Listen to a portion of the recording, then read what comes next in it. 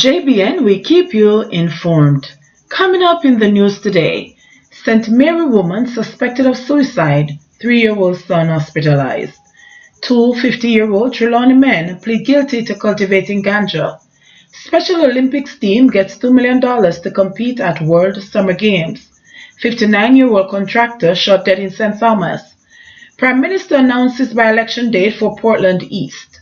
Graphic artist dies in motorcycle accident and several parish offices to be renovated.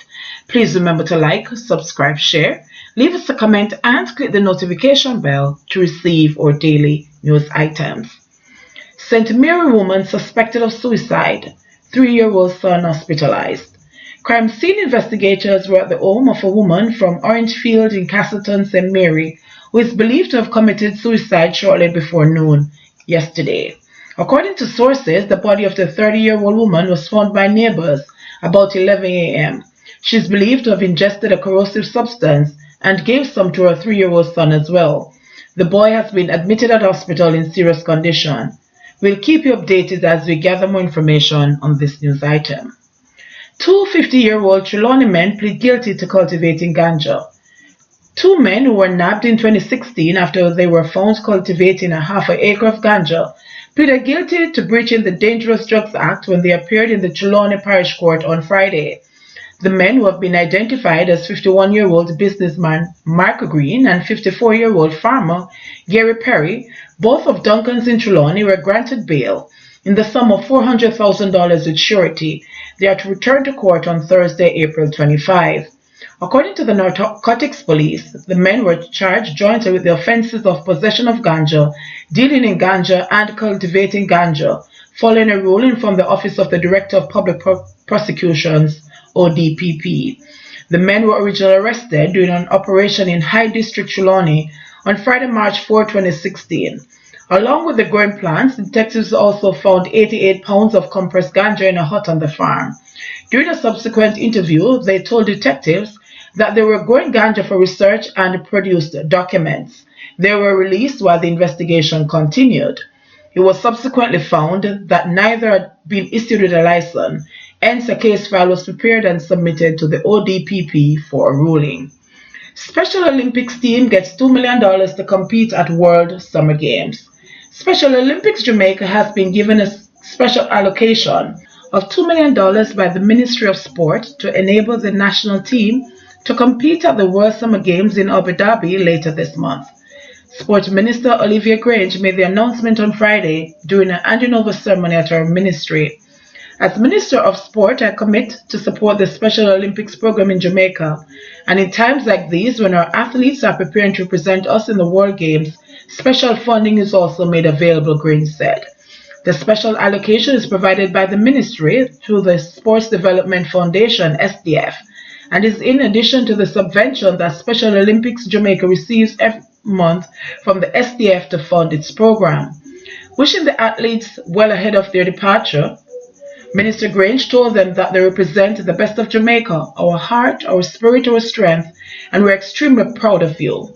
The 2019 Games, which will take place in UAE capital between March 8 and 22, has been billed as the most unified Special Olympics World Games in the history of the Special Olympics. Jamaica will send a 98-member delegation with athletes competing in aquatics, athletics, badminton, basketball, football, volleyball, and roller skating.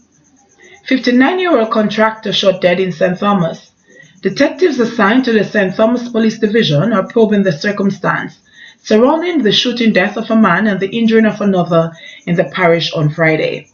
Dead is 59-year-old contractor Michael Santos, otherwise called Daddy Ruff, of Bogle Avenue in Yallis. Reports from the Morant Bay Police are that both men were standing along the roadway about 9:15 a.m. when they were pounced upon by a lone gunman who opened fire, hitting them. Santos was pronounced dead at hospital and the other man treated and released. Prime Minister announces by-election date for Portland East. Prime Minister Andrew Holness on Friday night announced that the by-election for the East Portland parliamentary seat will be contested on March 25. Speaking to a throng of Jamaica Labour Party JLP supporters, In the rustic town of Port Antonio, Olness was confident that the wife of West Portland Member of Parliament Darrell Vaz would secure victory for the party and increase the slim majority the JLP now holds in the House of Representatives. March 25 will be the date. Payday, Holness said. The Prime Minister also announced that the nomination day for the by-election will be held on March 8, which he reminded the cheering audience that was the date the wife of party founder Alexander Bustamante was born. Anne-Marie Vaz faces a stiff challenge to beat Damien Crawford, who has been installed as the candidate for the People's National Party (PNP) in a traditionally strong PNP seat. Eastern Portland has been firmly in PNP hands for the last 30 years. However, Vaz and her Labour Right supporters intend to upset that apple cart and turn things around. Interesting times are ahead as both parties have been campaigning on the ground in an effort to come up tops. Graphic artist dies in motorcycle accident. The St. James Police are now investigating the circumstances that led to the death of former Vistaprint employee Andrew Bailey, who died along the Howard Cook Boulevard in Montego Bay, St. James, after being hit from his motorcycle. According to information received, Bailey was traveling along the roadway about 7 p.m. when tragedy struck. Reports suggest that the former UWI Mona Western Jamaica campus student was a casualty in a collision which initially involved a Toyota Ipsum and a Yaris. Witnesses say Bailey was hoisted from his motorbike from the impact of the Yaris and was as a result thrown onto some rocks on the median.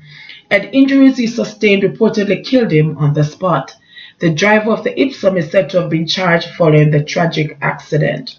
The team is shaken up, man. He was such a fun-loving guy and was always looking to make people laugh, shared a member of the team he worked on at Vistaprint. He's going to be so badly missed, and things won't be the same without him, another of Bailey's Vistaprint family shared. Me no think me can handle this. Me no know. I was waiting for the news that at worst he was injured. I still am. It's hard to accept that such a kind person, full of life, had to die so young. He was loved, no doubt about it. And once the reality sets in, you'll be sorely missed. A former classmate with whom Bailey studied digital media productions at the UWI Western Campus expressed that the news of Bailey's passing came at such a shock. I honestly can't believe it. For 3 years we did classes and interacted together, and Andrew was never one to bring any bad vibes. Him always pay attention to his work, but never once miss out on an opportunity to add humor to whatever I was doing. Me really can't believe.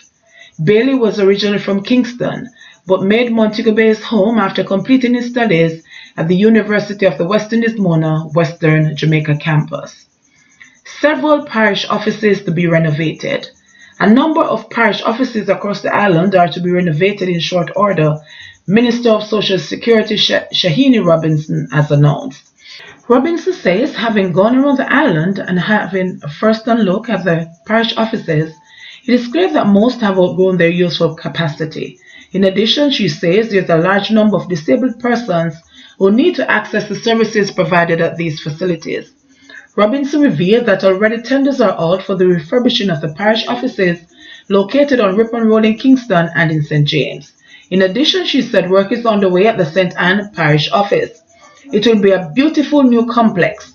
It should be completed in June and we hope to move in by the end of this year, the Social Security Minister said.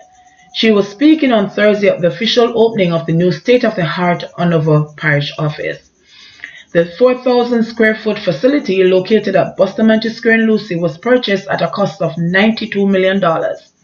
An additional $20 million was spent to refurbish the facility. It will house the number of departments that fall under the Ministry of Labour and Social Security, including the National Insurance Scheme, the Program for Advancement through Health and Education, the Labour Division, and the National Council for Senior Citizens.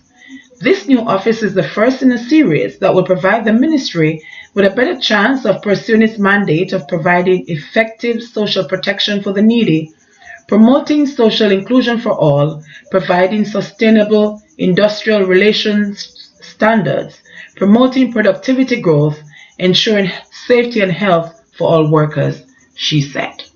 JBN, we keep you informed. Please remember to like, subscribe, share. Leave us a comment and click the notification bell to receive our daily news items.